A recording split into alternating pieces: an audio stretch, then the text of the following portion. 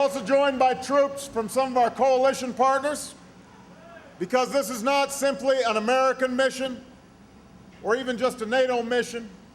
Al-Qaeda and their extremist allies are a threat to the people of Afghanistan. We salute you and we honor you for all the sacrifices you make, and you are a true friend of the United States of America. Thank you very much.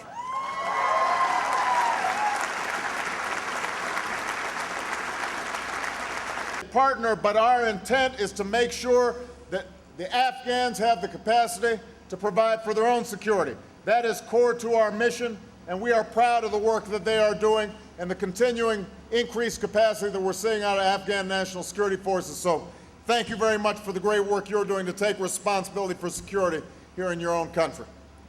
And to the Afghan people, I want to say, help Afghans forge a hard-won peace while realizing the extraordinary potential of the Afghan people, Afghanistan's sons and daughters. Most of you didn't get a lot of notice that I was coming, but I want you to understand there's no visit that I considered more important. Daughters here in Afghanistan. So my main job here today is to say thank you on behalf of the entire American people.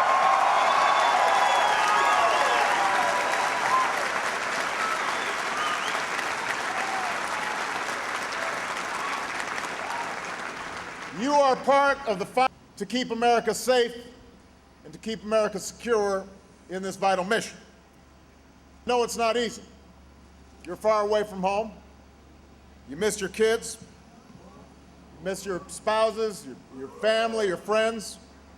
Some of you, this is your second or your third or your fourth tour of duty, program, or patrolling a village down in Helmand. Whether you're standing watch at a forward operation. This was not an act of America wanting to expand its influence. The perpetrators of that crime, Al-Qaeda, still base their leadership. Plots against our homeland, plots against our allies, sacrifices that so many of you make. That's why I promise I will never send you out unless it is necessary. But that's only part of the promise, because the other part of the promise is that when it is absolutely necessary, you will be backed up by a clear mission and the right strategy, and you will have the support to finish the job, to get the job done. And I'm confident all of you are going to get the job done right here in Afghanistan. I am confident of that. Troops and civilians here into Afghanistan shortly after taking office. That's why we took a hard look and forged a new strategy and aid and additional forces and trainers. Our broad mission is clear. We are going to disrupt Haven. We're going to reverse the Taliban's momentum. We're going to strengthen the capacity of Afghan security. That's corruption and a partnership with Pakistan and its people, because we can't uproot more special operations forces, more armored vehicles that can save lives. And here in Afghanistan, bringing to bear. And together with our coalition and Afghan partners, Pakistan's mounting major offenses. We've seen violent extremists pushed out of their down. They're worried about their own safety. It's harder for them to move. It's harder for them to train and to plot and to attack. And all of that makes America safer. And we are going to keep them on the run, because that is what's going to be required in order to assure that our families back home. You don't quit. The American Armed Services does not quit.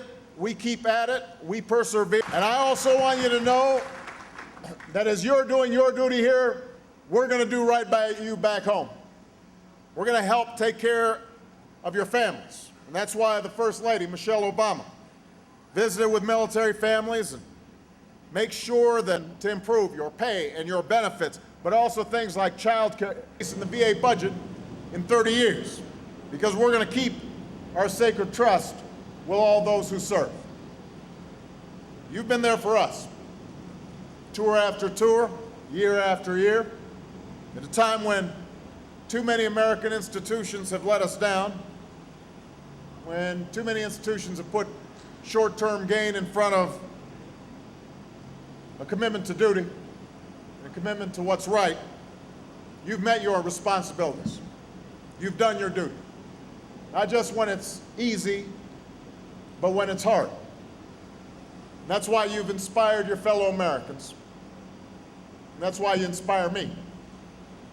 That's why you've earned your place next to the very greatest of American generations.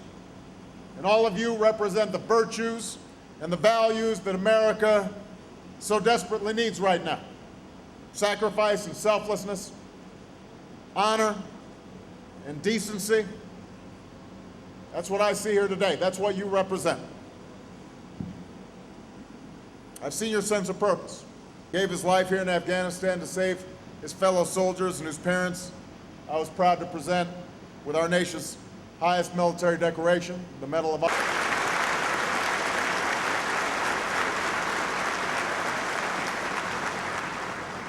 I've seen your tenacity, your units, incredible dedication, incredible. So here in Afghanistan, each one of you is part of an unbroken line of American service members who've sacrificed for over 2 years. You're serving along. People are yelling and hollering, and Democrats this and Republicans that. I want you to understand this. There's no daylight. All of America, what's possible when people come together, not based on color or creed, not based on faith or station, but based on a commitment to serve together, to bleed together, and to succeed together as one people. Human being, that's part of what we value as Americans. They want to drive races and regions and religions apart. You want to bring people together and see the world move forward together. They offer fear. In other words, the United States of America will always stand up for the security of nations and the dignity of human beings. Americans who are willing to serve selflessly, half a world away. So thank you very much, everybody.